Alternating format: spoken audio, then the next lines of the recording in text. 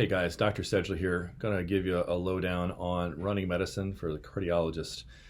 With more and more overlap with sports cardiology and sports medicine, this is a very important topic. I was asked to give grand rounds at Johns Hopkins today. Appreciate the invitation. Dr. Lily Baruch, Dr. Ankit Shah, was really wonderful to be there. These are the slides that we ran through. I will not take the full hour, but I do want to touch base on this topic. As usual, I have no disclosures. Our objectives are to understand the overlap and importance of cardiology and sports medicine.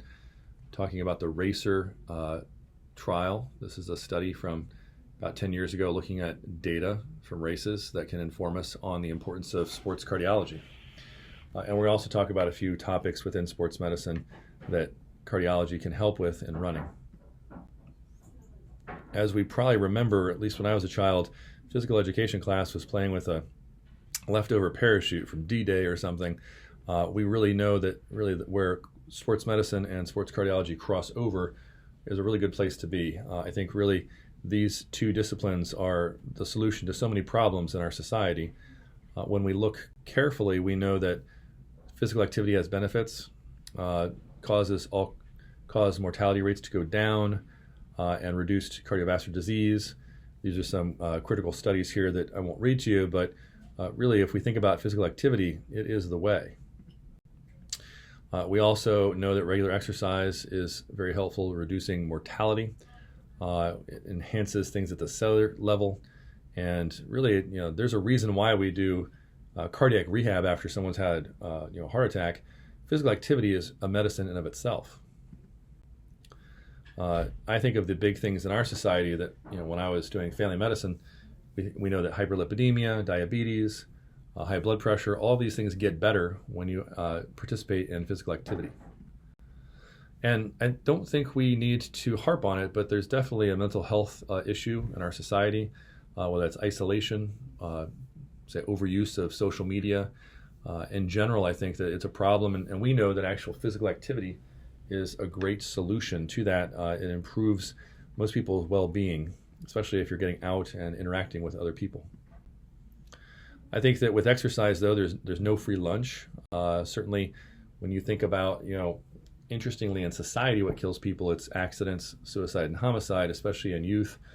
When we look interestingly at our student athletes, especially at the collegiate and high school level, it's not these things. Really, what's going to kill them on the lacrosse field or basketball court is often a lot of cardiologic issues, hypertrophic cardiomyopathy, long QT, commotio cordis.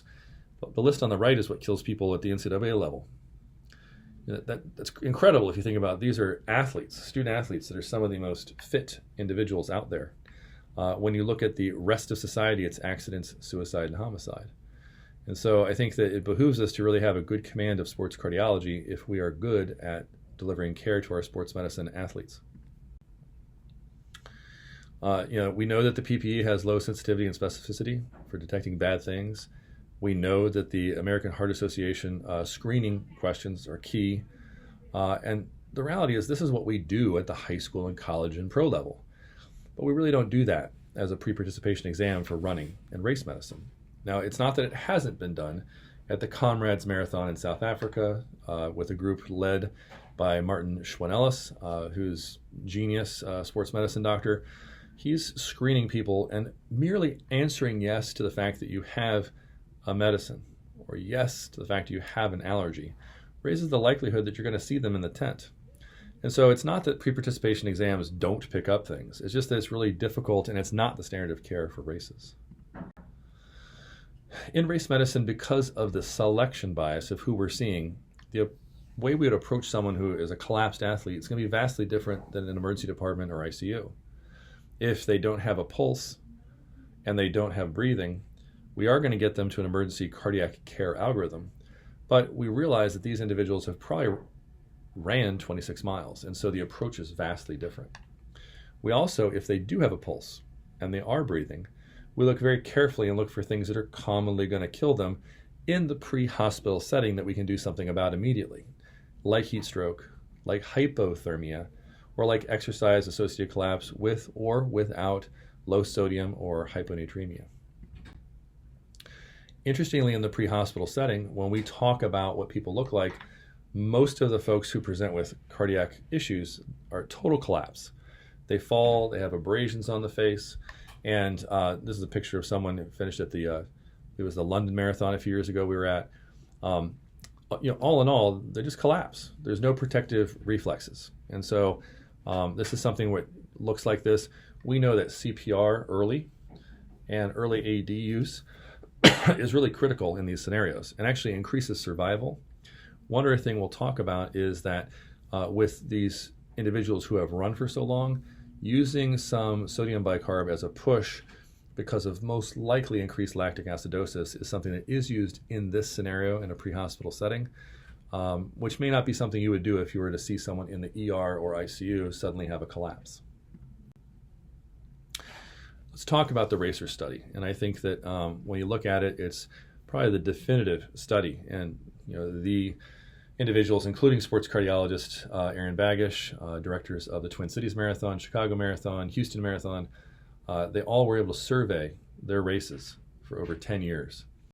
And with that data, they almost got close to 11 million runners over a decade.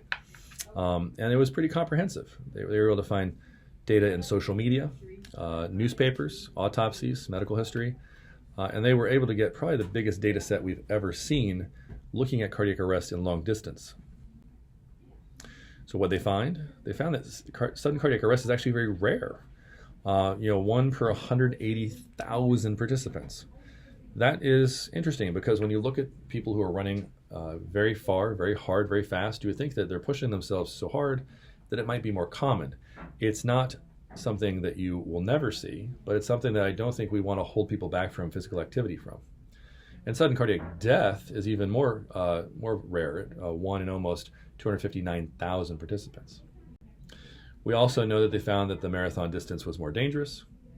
We know that they found from the data that men are at higher incidence of sudden cardiac arrest and death than women.